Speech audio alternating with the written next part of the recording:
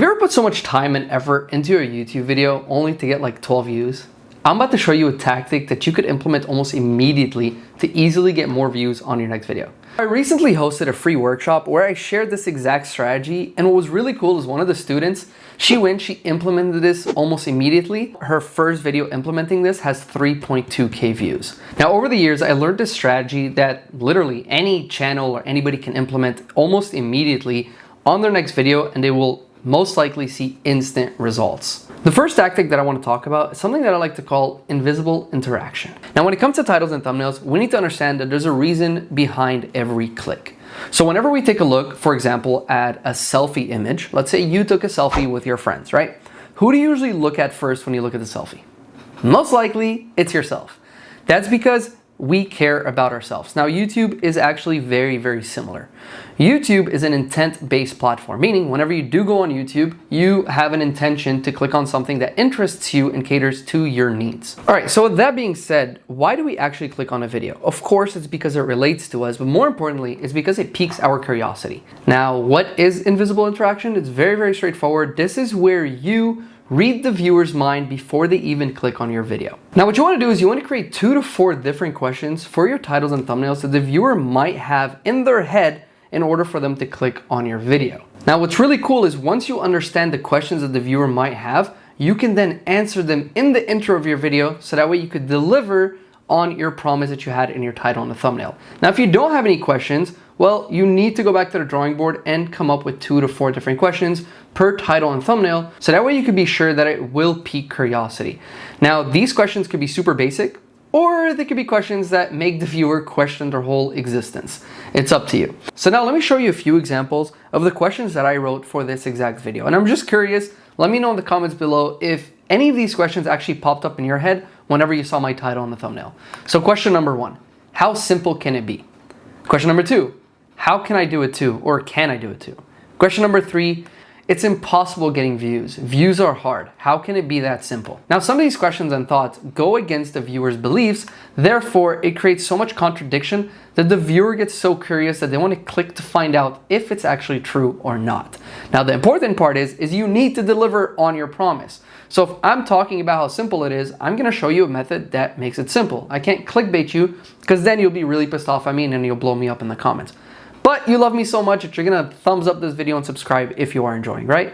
Right. Now, I could end this here and just say start with that, and honestly, you'd be great, but it'd only be giving you half the recipe. And to complete this entire recipe, you need all 3 parts. So the second tactic that we're gonna get into is your titles. Now, titles are extremely important and most people get them wrong, so hopefully this clears up a lot. Titles should confirm the curiosity sparked in the thumbnail and possibly add more intrigue.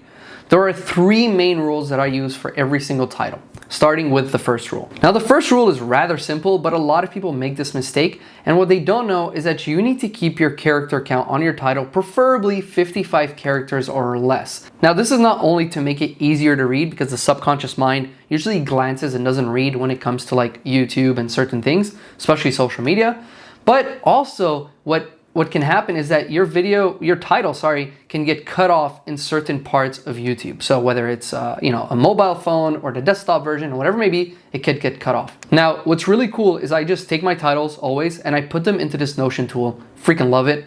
And it tells me where it's gonna get cut off from, whether it's gonna be cut off of, let's say, the YouTube homepage, mobile, or whatever it may be. By the way, if you want access to this tool, we left it for you completely for free. It's down below, just click the button and you'll be able to get access to this tool.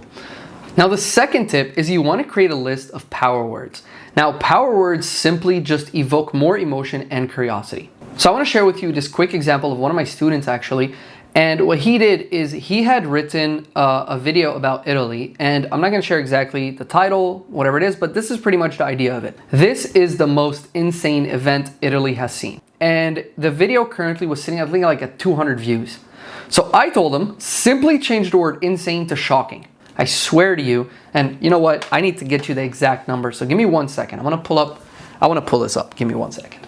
All right, so it went from 321 views to 158,000 views.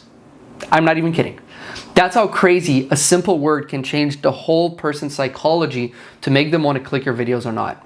Now, the third tactic that is super important is not to overstuff your title with keywords. Now, a lot of people just want to rank for so many different words and they want to put it all in the title and they want to tell the viewer exactly what they're going to get in the video. Now, the problem is with that is once you give too much away, the person will not be able to create their own idea about your video or even have enough curiosity. Therefore, they won't even click on your video, because if you tell me I'm gonna get this inside your video, well then I don't need to watch an 8-minute video. You already told me what the end result is, all right? So it's very important to create enough curiosity in your title to talk about pretty much the end result of what the viewer is gonna get. So in this video, I did not talk about titles, thumbnails, and creating 2 or 3 questions inside the title and the thumbnail.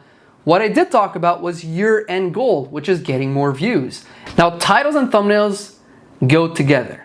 You can't have one without another. Sorry, if you know, you know. Anyways, so the next tactic is, of course, the thumbnails. Now, thumbnails are super important, and I want to show you how YouTube would look like really quickly if there were no thumbnails on YouTube. Now, isn't this crazy? YouTube would not be what it is today if it didn't have thumbnails. And that's why I'm gonna say that thumbnails are the most important factor when it comes to creating your videos on YouTube. The thumbnail needs to pique the audience interest. It is the most important thing. That's the thing that our eyes first look at when it comes to YouTube. And then what we do is we look at the title, and if it confirms our curiosity and it adds more intrigue, we usually click on it. Now, a good thumbnail doesn't describe the video, but what it does is, like the title, it teases the end result. Now, the thing is the thumbnail has to be simple enough that our subconscious mind can grasp it really quickly. I want to show you this quick tool that I used the other day to compare 2 different thumbnails that I created. So what I did is I sent it to 3 different students, and what happened is this app, what it does is it automatically resends you back the recording once they're done. I want to show you real quick how things change by simply moving an arrow to another location.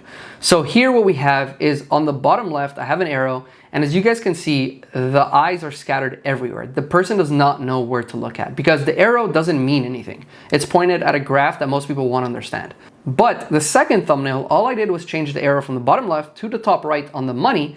And if you notice, all 3 focal points were spot on the money on top, meaning the person's brain had to look less on the thumbnail. Therefore, it should create a way faster decision to get a click on your video. Which also leads me to avoiding clutter on your thumbnail. Now, most successful thumbnails, when you go on the homepage of YouTube, what you will see is not more than 3 to 4 objects and 2 to 3 different words on the thumbnail. You usually don't see more than that, all right? You have to keep it simple because, again, the subconscious mind is what's being triggered with the thumbnail, and after they're triggered or after they're interested in it, that's whenever they're gonna click on their video and watch your video. Click on your video and watch your video. Now, the thing is, you can't just create one title and one thumbnail and expect it to work. You need to split test. That's where actually most of the results come through, because like we just did here with the shocking and the insane, that is a split test. If we did not change anything, we wouldn't have seen different results. Meaning, the next time you do create a title and a thumbnail, try to create 2 thumbnails and try to create at least 3 to 4 different titles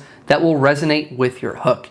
And if you have that right, you then need to split test it. So I personally like to use an app called Thumbnail Tester. I know YouTube has it now, but it's not my favorite. It doesn't have enough details. I want to show you real quick with one of these students. All we did was change the thumbnail. And what's crazy is the watch time increased by 20% and the click-through rate increased by 2%. And that's why split testing is very important. Thank you for making it this far with me. I really do appreciate it. I'm just curious what your biggest takeaway was. Let me know in the comments below, and I look forward to seeing you on the next video. I'll see you there.